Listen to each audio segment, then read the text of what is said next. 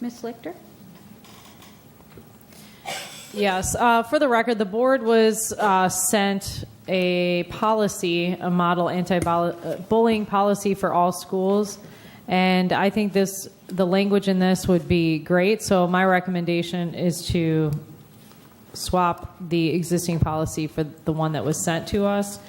I do have some questions related to this, and this goes along with the agenda that I'm concerned about. Before you do that, Yeah. Can I just ask how other people Yep, would feel absolutely. about Thank you. swapping it out? Because I'm not sure what she's asking. she's asking to swap it out for a policy that was sent to board members in an email. It's a model anti-bullying policy that we were all sent, and hopefully all reviewed By who? Richard Mast. No.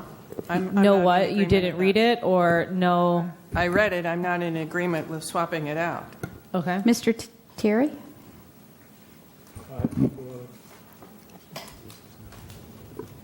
I think we should give that to the superintendent and her staff and let them look at it. Ms. Donalds? I unfortunately did not get that email yesterday. I know my name's on it. I checked that, but I looked all through my email and did not see it come through. In fact, it was resent to me, and I still didn't get it. So I don't know what filter is on there that I can't seem to get that email. Well, but that's an email issue that I we'll would have like have to staff have look an into. opportunity to look at it. And I don't before I feel make we should comment. change the policy, so it seems like the direction is not to change the policy, but maybe if there's additional language that people want to discuss. Well, Sure. back to my concerns earlier. Last week, there was a gentleman who came and spoke to the board about GLSEN, and he mentioned that they are giving safe kits to students in our school, providing safe stickers. So I wanted to find out what was going on with that first, because Did you talk to the superintendent about it? I sent an email and she said she would let me know about it, but I didn't get any Okay. specifics. So. Oh, okay, so let me be very clear on that. I did send an email back and said I would talk to you Tuesday. You didn't come to your briefing today, so I didn't get to cover it with Because you my today. son has strep throat. Doesn't. I'm just Okay. saying that Okay. I mentioned that I would do it, and didn't know if you were not coming. That's fine. So the answer about the GLSEN is this. So we have had many different years of schools that have had different organizations. One is the Gay and Straight Lesbian grouping that's been at different high schools and different club sponsors. Sometimes we have more, sometimes we have less. I think it depends on who the student body is there. The GLSEN gentleman that came and spoke, we did have in both the spring and then this summer when the teachers came back with our counselors, we had spoken to our different counselors via district meetings to make sure that we are remembering that we do have a cross-section of students and that we should always be sensitive to those students. So what we have had is over the course of years, again, different schools having different situations, always though working with counselors to know. We've had things that have had organizations then with the parents, the PFLAG group that have also provided different informations to our schools, to our counselors. From there, what we have also had is that we've had things as easy as stickers sometimes that are used most heavily, probably as a generality, with our counselors that are known as safe spots. So the kids that might be more wanting to have those kind of opportunities. And then also at times you would see a safe sticker, for example, at a teacher's room that may have been the club sponsor. So it varies school by school, and it has been around different years, different times. So what we did say is that staff is going to be sure that that gentleman comes in and sits so that they can understand, because the understanding almost was from the board meeting the other day, we don't address this, and that is not an accurate statement. So we want to be sure to, like when people want to help our kids, make sure that they have accurate information, not just information that they seem to hear. So that's the high level of where we're at.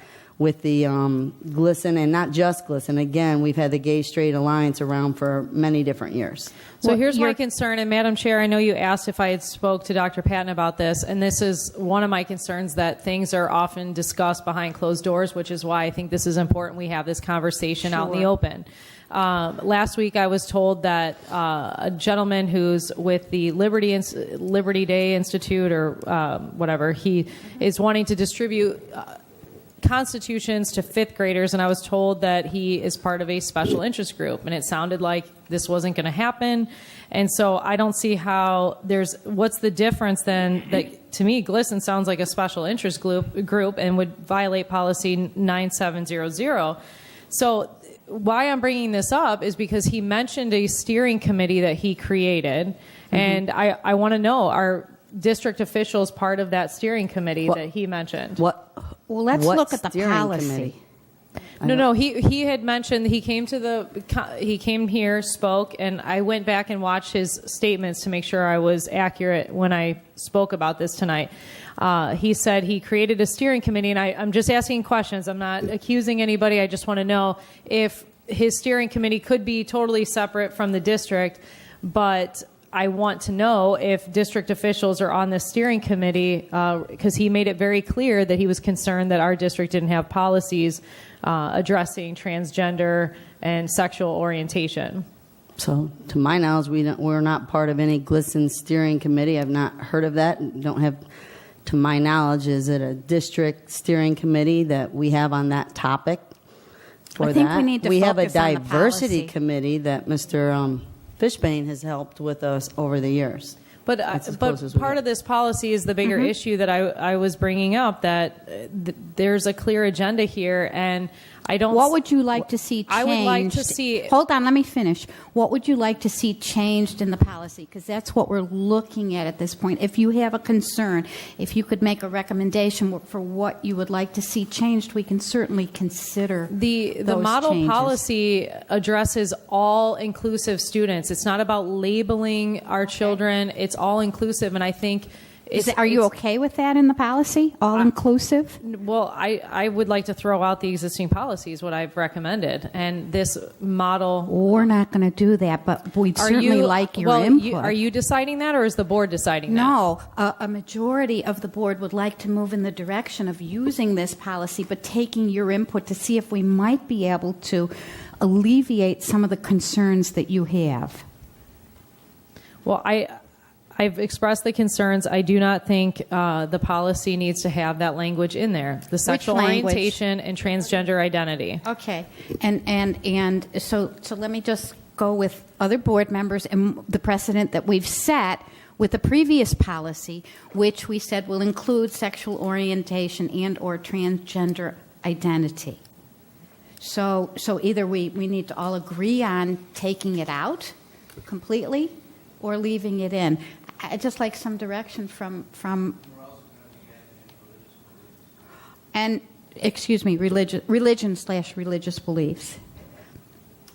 Thank you, Mr. Fishbane. Other board members? Thoughts? Yes. I have a question, and Well, let's focus on this It's- piece first. I have a question about this Oh, okay. piece, because we have a lot of crossing over, and I understand the argument about the equal opportunity employment in relation to the lawsuits and the laws that were put forth. We have this zero tolerance for the discriminatory and harassing misconduct by staff and students that we're looking at right now that falls under the staff. We also have a students one which mirrors it, 5517. With Let's go back to your pretty initial much the question. Same. And But we that- also have a bullying Can we go policy, back to your which initial Ms. question for a Lichter- second? Yeah, sure. And that is zero tolerance for discriminatory and harassing misconduct. This also is a staff policy, and yet this says staff and students.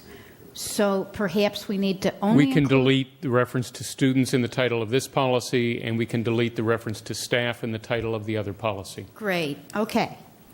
Could we just have Mr. Dean address one more thing with regards Sure. to this piece? Ian? Sure.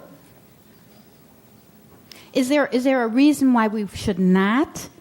No, he's got another suggestion with regards to differentiating between students and staff on these two policies. Okay. Similar. Yeah, it could be because we have our different series of policy numbers, 3,000 series being for staff or employees and 5,000 for students. At some point in history, these two policies were built to mirror each other. So each of the policy includes language on both employees and employee applicants and also student and student applicants.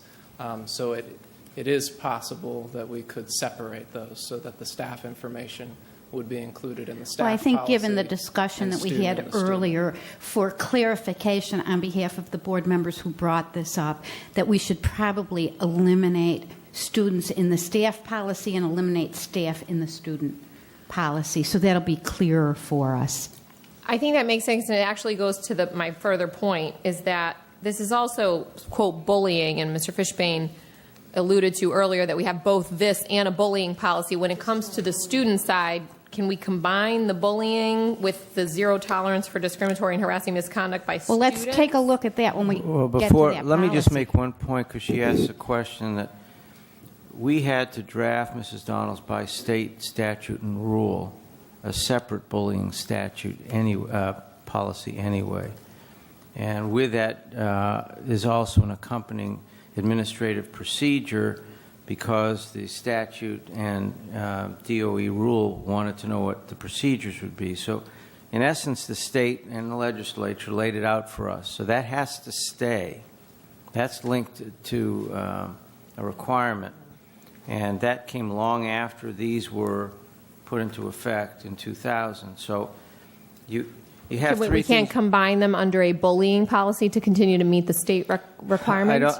My view, I don't think so. We've tried to the best of our ability to include the concept of harassment in bullying. But the idea of discrimination, such as in the workplace, has its own meaning as well. So that's why we have to be careful before we start the merger process. So these policies are harassment because of discrimination, and bullying is bullying because of no reason at all? Is that correct?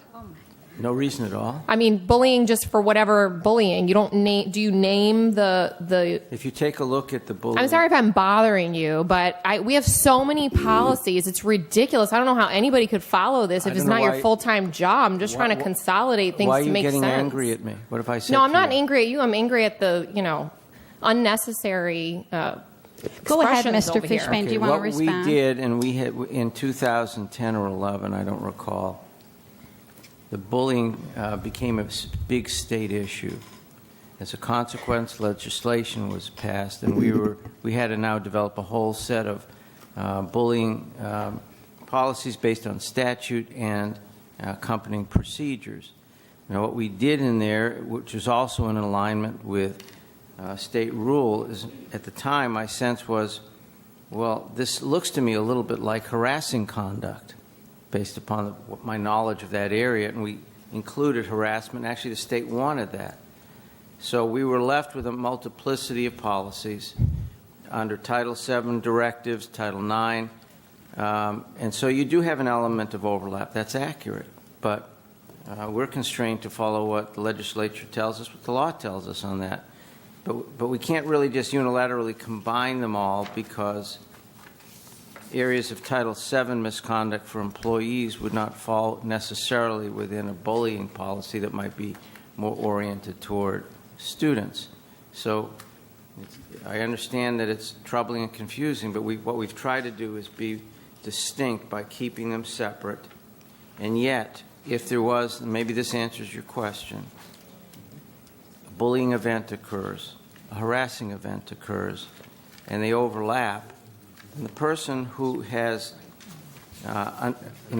taken that step to create the event actually is going to be subject to two policy rules that could, in essence, be a violation. So that's a serious issue. I mean, it really allows for enforcement. I wish I could answer your question why there's so many laws out there. I can't. I mean, we have to honor these things and put them into place.